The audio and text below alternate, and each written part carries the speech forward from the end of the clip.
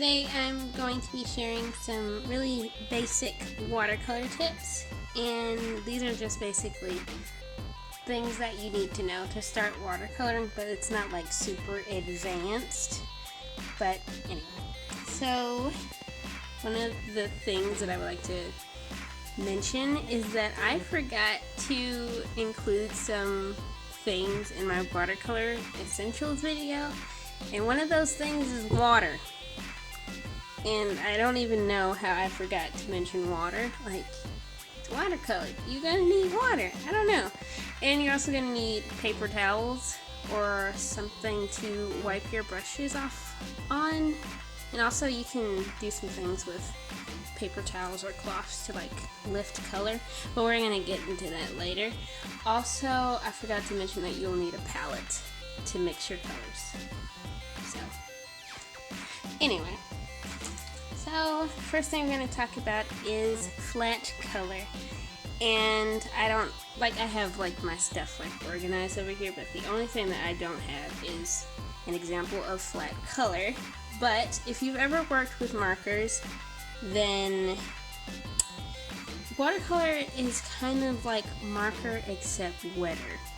So like if you're working with Copic markers or any other alcohol-based markers, you know that if you want to get a flat color, you have to work quickly and you have to make sure that your marker doesn't dry before you finish filling in an area, and that's basically the same thing with watercolor.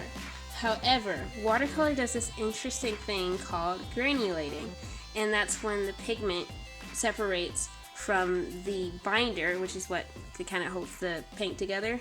And when it does that, the pigment will kind of settle in the cracks and crevices of the paper if you're using textured paper, and it can give a really interesting effect if that's what you're going for. But it is really important to swatch your colors to make sure they do the things that you want to do, because sometimes you may not want granulation. Like if you're like coloring skin or something, you might not want that separation, so that's important to keep in mind.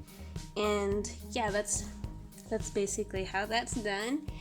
And next we're going to talk about gradients, which is basically flat color but with two colors. And I do have an example of that. This is a gradient of two colors. Oops, and I bent it. Anyway, so I have this blue-green colored over here, and then I have green, and it's really similar to how you would work with Copic markers. So you would lay this color down over here, make sure it's really wet because you don't want it to dry before you mix these two, and then you put your color over here, and then you kind of work your brush back and forth between the two, and I'm gonna put that there. Can you even see it? Not really. I will give you an example. So I have my paper here, and I have my watercolor, and I have my brush. Also, it's nice to have two containers of water. Like I have this one, which is fairly clear, and then I have this one, which is really cloudy, because this is what I'm cleaning my brushes off in, and this is where I'm getting my clean water so that I can keep my colors clean. And yeah, so we're gonna do a gradient, and I'm gonna do a gradient with blue and purple. So I'm gonna get my swatches here so I know what I'm doing. I'm going to choose ultramarine. So I'm laying this color over here. Make sure it doesn't dry before I do the next color, before I am able to mix them. This is the purple. And you can just kind of like put some water in between the two and just kind of let them do their thing. You can manipulate them a little bit, like if I wanted more blue in the middle or whatever, just move it over there. Watercolors are, I would say, very forgiving. I've once heard someone say that they aren't forgiving, but they are a freeing medium because they kind of do what they want, but then you can also learn how to control what they do, and that's really fun. one of the really fun things about watercolor. So anyway, so I have a gradient here. And it's a bit lighter in the middle if I want it to. Well, I'll just show you. So you can also put all my blue here. And I'm just going to put the purple like right next to it. This is why having a little mixing area is good. Anyway, you could do your gradients like that as well. And this is a good thing to know when you're doing like galaxies or sunsets or anything else that requires gradients, because it's a really nice thing to know. And this is like one of the things I like about watercolor is you don't necessarily need a lot of colors, even though I have quite a few here. You could just work with 12 or 6 and you could just mix them, and you could just do so much with watercolor. It's amazing. Anyway, so that's how to do gradients. So the next thing I'm going to show you is lifting, and I have an example of that here. So what I did was I laid down a flat color and I went back over it with a wet brush and lifted some of the color. You can also do this when the watercolor is still wet. I waited till it dried, but you can do it when it's still wet. Or you don't have to use a brush, you can also use like a paper towel or something. And these are like little clouds. And they're going to push that right there. And I'm going to show you. I'm just going to do basically the same thing I did here. So, we're going to select a color. This color. I'm going to put it right here. So I have my flat color there. You don't have to do it with flat color, you can do it with a gradient. Also, this is a nice thing to have. This is an embossing tool. You can also use a hairdryer. Basically, these are just really good to have to dry your stuff quicker. So I just wet my brush a little bit, and I'm just going to like move with circular motions and kind of just lift the color up a little bit so I can get lighter areas. And I think you should practice this before you do this on a final drawing or painting, because sometimes this can happen when you don't want it to, and that's not nice. So you can't necessarily go back over an area with a wet brush and it look the same. It's gonna lift the color because that's just the way watercolors work. But sometimes watercolors will stain the paper. This doesn't really stain, but like some browns and some greens can leave like some yellow color behind, even though you have lifted the color. So that's something important to keep in mind. But that's like a really tiny version of what color lifting looks like, and those clouds aren't nearly as nice as these, but yeah, that's how you lift color.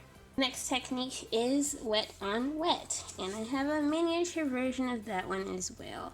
And this is sort of kind of like how we did the gradient, but you can like lay down a flat color and you can like do dots of a different color, and that's an example of wet on wet. Or you can just put dots of water on top of your flat color that is wet because it's wet on wet. Or you could just like put down a layer of water on just blank paper and then put dots of color on top of it. So I'm gonna use a different brand of watercolor for this one because the Holbein watercolors don't really work as well with the wet on wet technique, and that's just another example of why you should always test your supplies. So what I'm gonna do is I'm just gonna lay down some water, and I'm just going to let the watercolor do what it wants on the paper. So I apply water, and I'm going to use red. And I'm just going to put a dot of red on it. Maybe 2 dots.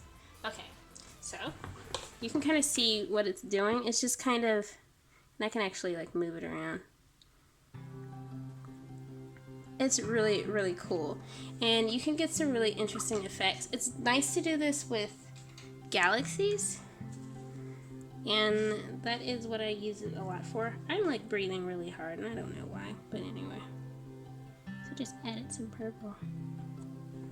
And you can like lift up your paper and help it along if you want to. So that is an example of wet on wet. It is nice to use colors that do go well together, and it's kind of hard for me at least to tell which colors go together because you have like warm and cool versions of the primary colors, and sometimes I get like really confused about that.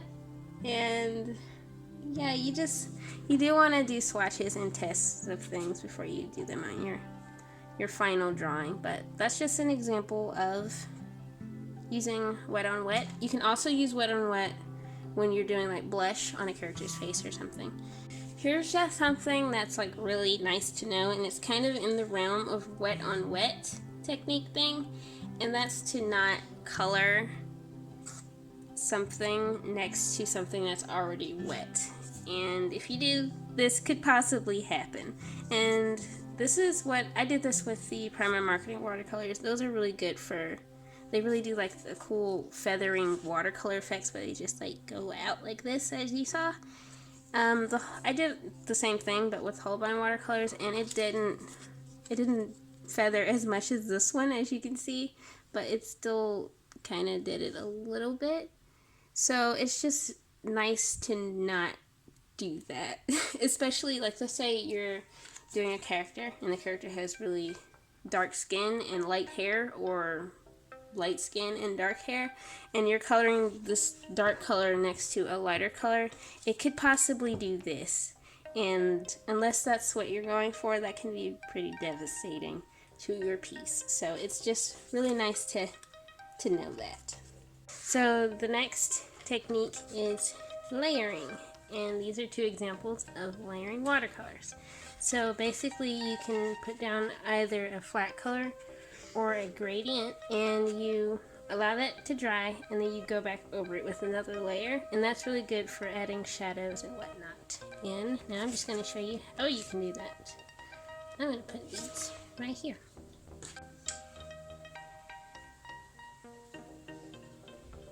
Painting galaxies is a really good way to practice watercolor techniques because you use so many techniques when you're doing it. Like, you use the wet on wet technique to allow colors to mix together, and you also use the layering technique to layer colors. Howdy, it is I, voiceover Amira, and I am here because there was a lot of background noise in this part of the footage. So I will just explain now what I'm doing. So I'm basically using the wet on wet technique to mix the colors together on the paper, and that's typically how I do things, especially when I'm doing skin. I don't really mix a blush color, I just apply like the paint straight from the pans onto the cheeks and just like move it around. Anyway, so when you're layering, you want to allow your layers to dry so that you prevent colors from mixing together like they do when you're using the wet on wet technique. And you also want to make sure when you're going over a color with another layer not to scrub, because then you're going to lift the pigment, which is kind of going back to the lifting method. So you just want to make sure you don't scrub the things, and also to make sure that a layer is dry before you move on to the next layer. And that's basically how that works, and that's really cool for doing skin because you can add shadows and whatnot. And also, well, it's just nice to do with anything, like hair. I like it. Anyway, so this clip is a bit longer than how long it took me to explain. Anyway, howdy.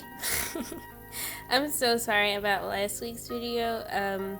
My files keep getting corrupted, and I don't know why, and this is actually my second time filming this because part of the footage got corrupted, and it hurt my feelings, and I had to refilm it, and it made me sad. Anyway, yeah, my Threadless Shop is open. That's something I said last week. And also, I have a goal on coffee to get new video editing software and a microphone, and I'm so close to being able to get the video editing software. So if you would like to help me with that, you can head over to my Ko-fi, or you can head over to my Threadless. There are links to all of that in the description. Yay! Okay, on this part I'm using gouache to I put gouache on the brush and I'm flicking the brush to get stars, and that's another cool thing you can do. You can do that with acrylic, watercolor, or gouache. Yep. I just said yep like Boba Fett. And that is how you layer, folks. And I just went over it with some gouache and some gel pen to add stars. And now I'm just going to share some examples of all these techniques in actual paintings.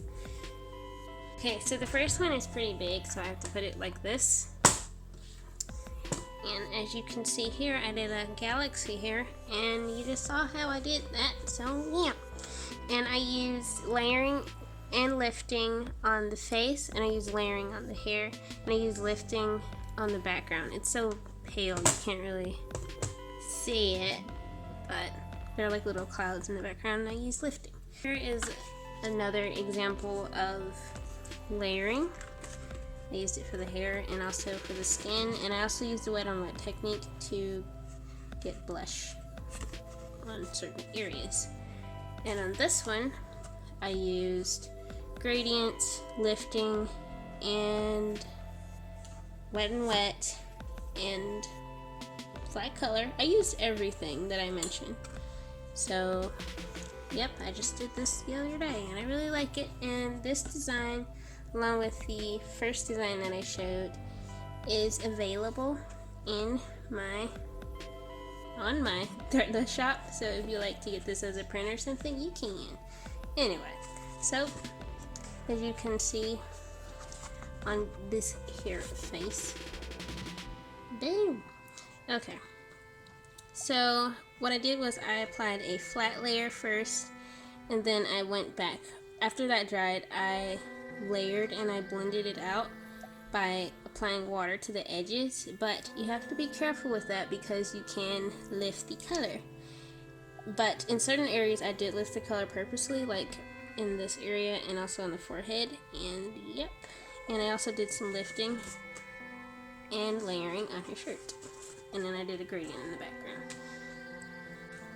So those are just pretty much all of the watercolor techniques that I could think of that you will need to know to start watercoloring. And watercoloring, once you get the hang of it, it is pretty fun and relaxing, and it looks cool. Yeah, and I'm going to put some artists up on the screen that do some really cool watercolor stuff, and also have a few watercolor tutorials on their channels that you can watch that I found to be very helpful. Anyway, I hope you enjoyed this video, and I hope it helped you in some way. Please enjoy the rest of your day, folks.